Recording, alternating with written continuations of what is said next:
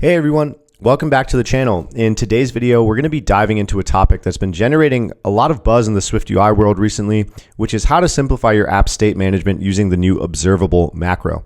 So we're going to compare it to the more traditional Observable Object with published properties, as we can see here in our starting example, to see which one fits your needs, and we're going to discuss the benefits and drawbacks of both approaches.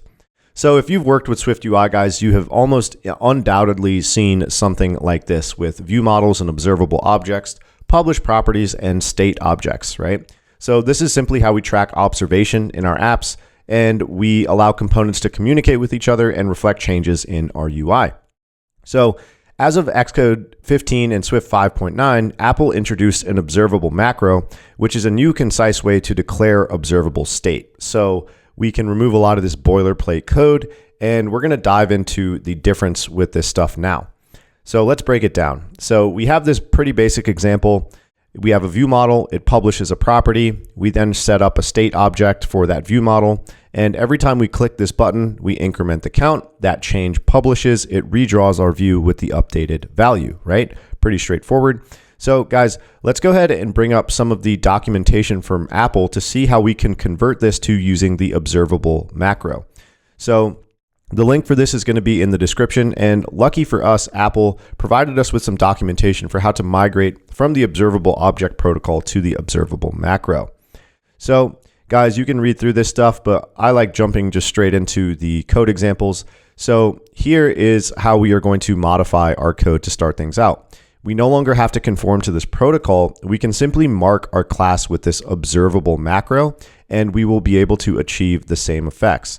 And we're also going to see that we are going to remove the published property wrapper, which removes a lot of boilerplate code. You can see that observation doesn't require a property wrapper to make a property observable. Instead, the accessibility of the property in relationship to an observer, such as a view, determines whether a property is observable or not. So let's go ahead and see if we can make that change and get that working all the same. So guys, we're going to mark this with @observable. And we're going to delete this conformance to that protocol, and we're going to remove published. And you guys will see something interesting happens. It says generic struct state object requires the counter view model conform to observable object. So another thing that we're going to be able to do here is completely eliminate the use of state objects altogether, guys. Those work or are coupled to the observable object protocol. What you're going to see is that we're going to be able to just mark this as a state property now. And that works cohesively with the observable macro. And you guys will notice that we'll be able to achieve the same exact functionality with that little refactor there. And we have significantly less boilerplate code.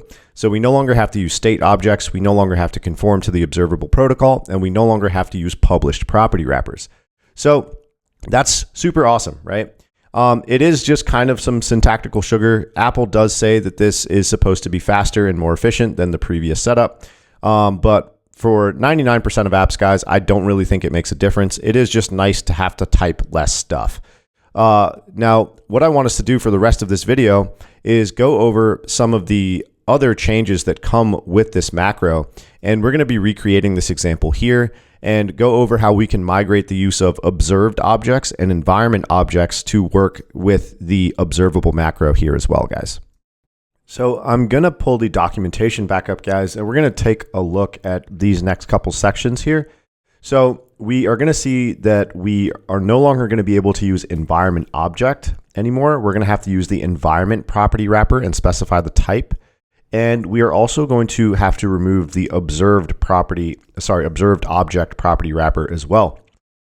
So let's go ahead and recreate this example the old way, and then go over how we can modify the code to work completely with the observable macro, guys. So we're going to back those changes out. So let's just hit Command Z and bring back the old way of doing things.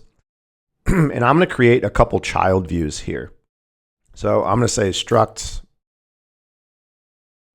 child view 1, which is a view, var body some view. And it's going to be pretty much the exact same thing as we have here.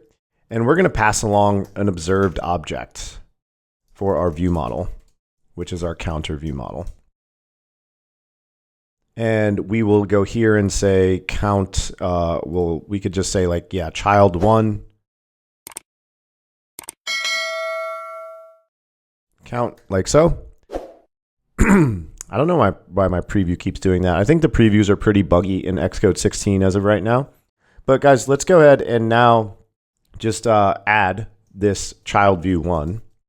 And we notice that we have to pass along our view model. And this is how we achieved observability with child views previously. Let me get some padding in there. So you guys will notice that if I click the parent button, it modifies the count. If I click the child button, it also modifies the count back in the parent. This is effectively some sort of binding, right? And this is how we had to or established a relationship with observability with sort of parent and child views with view models. The parent view would house the state object or own the state object, and then every child view that needed to utilize that view model or access it would then be passed along as an observed object, very similar to how state and binding properties work. If you guys are confused with how that works, I have videos on the channel for state versus observed object and state versus binding property wrappers as well, and the links for that are in the description. So guys, I'm going to create another child view here and go over how EnvironmentObject is used as well, and then we're going to fully migrate this. So here we're going to say child view 2, and we're going to replace this with an EnvironmentObject, and we're going to say viewModel.count. Good to go. We'll just say child2 count. And then guys, we are going to go and create this child view 2, and we're going to set up our environment object as the view model. And this is another way of accomplishing essentially the same thing. It just makes it so we don't have to pass along the view model as an initialization parameter. We just set it up as an environment object here. And if you guys want to know more about environment objects, I'll have a link in the description for that as well. But essentially, guys, this is just how we can achieve observability across the board from our parent to all of our child views, right?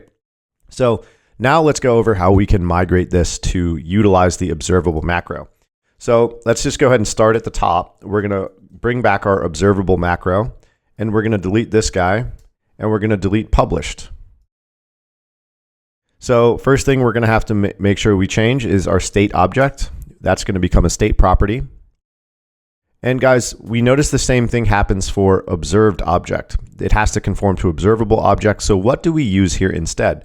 Well, as we can see in the documentation, that is going to be replaced with something called bindable.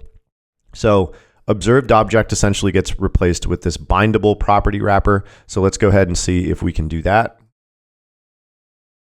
We're just going to say bindable var view model, and that error should go away. And once again, we get this error here as well. Environment object has to conform to observable object. So what we're going to do is replace this with environment, and we're going to say counter view model.self view model var view model.